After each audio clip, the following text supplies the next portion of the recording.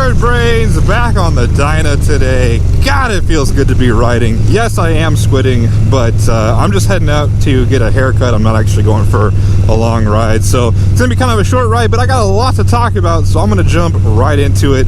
Basically, what I wanted to do is fill you guys in from pretty much when the accident, I don't know what to call it, an accident, a crash, a wreck. I don't feel like it meets any of those qualifications. So I'm just going to call it the accident. Just understand that I realized it was not a serious accident or anything like that. But basically just to update you guys on what I've been doing since the accident, what came from it, and all the new house stuff. Like there's been like a 3-week gap between the accident and when you're seeing this video. So I was quite a bit scheduled ahead, and that was on purpose because of the move, because of the week-long vacation. But to make it as short as possible, the accident happened the weekend before I went to Vegas. So the accident happened on a Saturday, and that next Sunday I left for Vegas for the week. Oh, that's weird. That car doesn't come with a blinker? Huh. So the next Sunday we went to Vegas, and me and Miss Bird, we actually went with my parents. My parents are the ones that purchased the trip for us. It was kind of a wedding gift.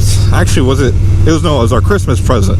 It was our Christmas present. My parents said they're not going to buy us gifts anymore. They're going to buy us like experiences, like trips, flights, hotels, things like that, which I am totally down for. I think that is awesome. Material things are kind of pointless when it gets to this stage in life, I guess you could say, or they get too expensive to where like gifts really aren't achievable. Like the only thing I really would have wanted is like bike parts or something like that, and I don't expect people to give me as far as like gifts and stuff like that. But anyways, we all had an absolute blast. We stayed a little bit off the strip. We stayed about maybe half a mile from the strip, which was a little bit inconvenient because it was close enough to be like, oh wow, everything's right there, but it was too far to like walk back and forth conveniently. Like it was quite the trek to get to our hotel.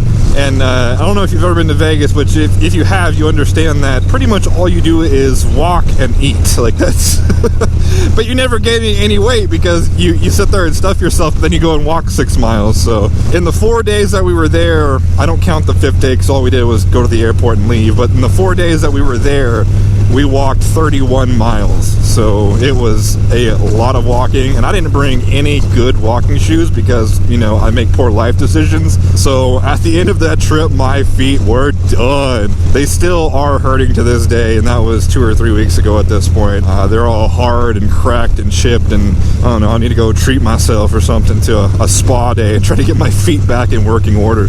After we got back, I asked Miss Bird what she thought of the trip, like her honest opinion, and she said, on paper, it was the worst vacation ever. And I said, how so? She said, if you'd have told me that I was going to fly to the middle of the desert, spend hundreds of dollars, and walk 31 miles in a week, I would have told you you're out of your damn mind.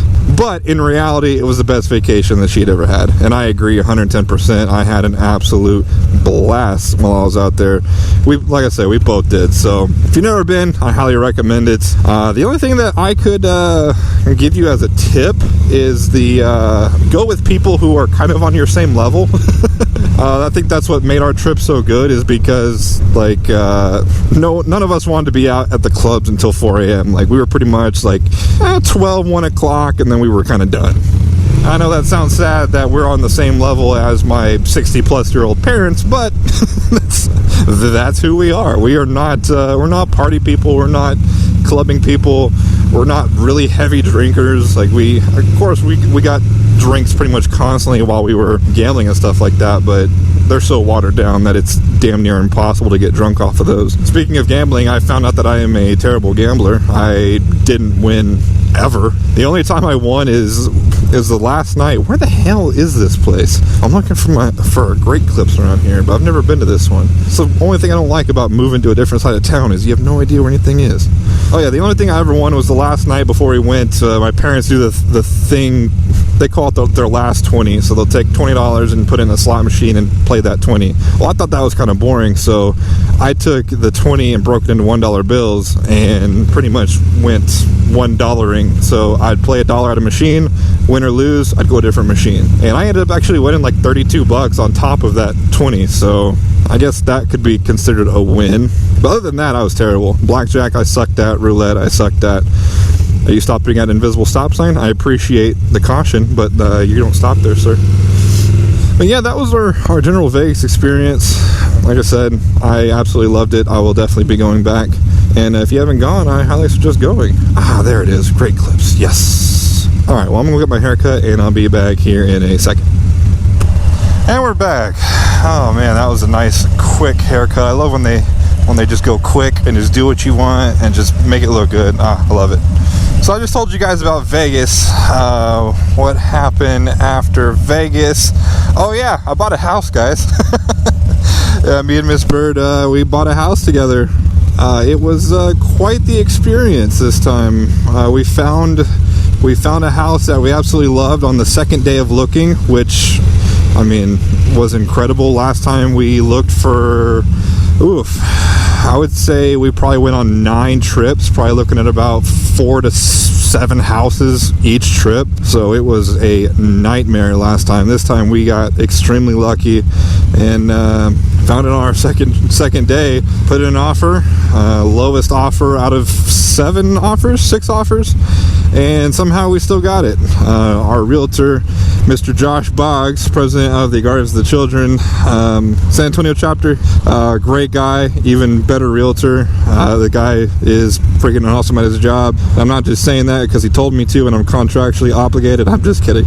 No, he actually is a very, very good guy, very good realtor. Definitely don't think we would have gotten the house without him. And we absolutely love it. I mean, usually when you move into a house, there's like the 1 or 2 things that you're like, damn it, we didn't think of that. That's kind of sucks. But this time we didn't have that.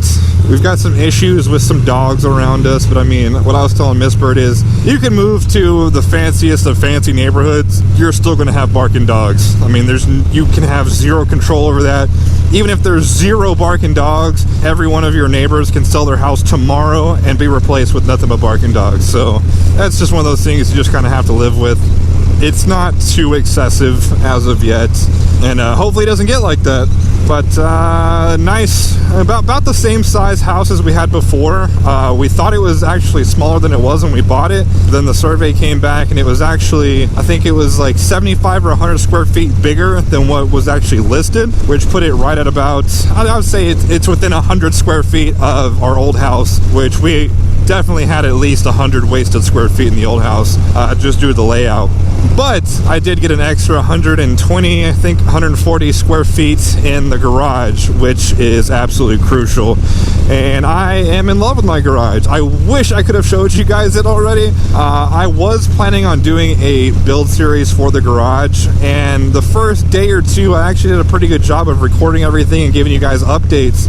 But then I realized that everything was taking a whole lot longer than it needed to because of the recording, and I just did not have that time. We had to have everything moved into the garage and everything, I think like 2 or 3 days after we had actually started filming, and the floor and stuff needed 3 days to cure. So I'm like, damn it, we need to get this done like today. So unfortunately I had to kind of put the camera away prior to the build series being done. I still haven't decided if I'm going to make kind of like a mini build series up to the point and then just like skip ahead a week and be like, okay, it's done, or if I'm just gonna do like a before and after reveal and not really even go through what we kind of did. I don't know yet.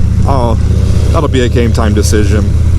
But it's looking absolutely amazing. I'm putting a lot of work into the little bitty details. I mean, I'm not skimping on anything that I can afford to not skimp on, if that makes any sense. I know I'm gonna have everyone and their mom be like, oh, well, you should have put this on the walls. It was only $3,000 a square foot. Like, obviously, I would love to have, everything imaginable in that garage, but with the budget I had, I wasn't able to do that. Speaking of the budget, though, all of the money, well, I wouldn't say all, probably 87% of the money that went into the garage remodel came from my Patreons. So that's gonna be, I'm still trying to find something to do in the garage to kind of commemorate those who were Patreons during the build series or during the garage remodel. That way I can kind of, you know, pay homage to them for allowing me the opportunity to make that garage something that I love.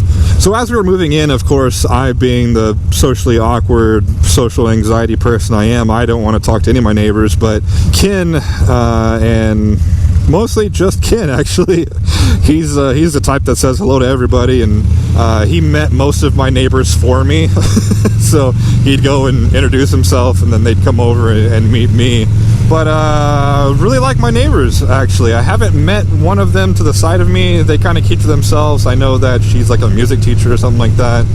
And then the guy next to me is retired from the Midwest, super nice guy, big fluffy golden retriever that's just nice as hell, so that was a plus. And then a couple doors down, I actually have, I wouldn't call him a local celebrity, maybe a local radio celebrity. If you're in the San Antonio area, you might have heard of the Billy Madison Show. They're in a lot of markets, so maybe if you're not even in San Antonio, you might have heard of that. I think they're in like 13 markets or something like that. It's a morning talk show, radio show, and they have callers that call in and stuff like that. Well, one of the regular callers is named Super Dave, and he's actually my neighbor. So we went over there, and we were talking to him, and he's like, yeah, you might hear me on the radio sometimes. I'm Super Dave. We're like, wait, from the Billy Madison Show? He goes, yeah. I'm like, holy shit. Well, it turns out that what he does for a living is he is a Harley tech for a local shop here. He doesn't work for a Harley dealership, but he is a motorcycle shop Harley tech. So I'm like, wow, that couldn't have worked out any better. So I now have a Harley technician 2 doors down from me. But I was telling him about the accident and everything like that, and I told him about my steering being a little messed up, and the shop wrote it up as bent handlebars, but I don't think that they're bent, honestly. I don't think that I could have hit. I don't think there was enough pressure on the handlebars to bend the handlebars. So I was thinking that the forks were tweaked, not tweaked as in bent, but twisted up in the triple trees and things like that. And there's a super simple trick you can do to realign those, but it involves, you know, loosening the triple tree and things like that. And I was telling him about that. He goes, you don't even have to do that. And I was like, what do you mean? And he goes, can I hop on your bike? I was like, sure. So he gets on it and he takes the handlebars, and then he goes, which way are they kind of off? I'm like, the left is further than the right hand. He goes, okay. And he takes the handlebars, just slams them. He goes, all right, try that out. And this is actually the first ride I'm trying them out. They're not perfect. They're not perfectly straight, but they're a hell of a lot better than they were. You probably won't be able to see it on video at all, but before, like, my left arm was completely straight out and my right arm was bent. So it was off by quite a bit. I might have him take another look at it, try to get it perfect, because I still can notice it, but like I said, not nearly as bad as it was. But guys, the move is pretty much done. I've got all of our stuff is officially in the new house. Miss Bird is going to be signing the final paperwork on the old house later today, and that will be it. After that, it's just going to be unpacking and getting everything organized. I'm hoping to have a garage reveal probably within a week or two, hopefully a week. Maybe not, because I'm going to be out of town, but it's going to depend on how much stuff I get done this weekend.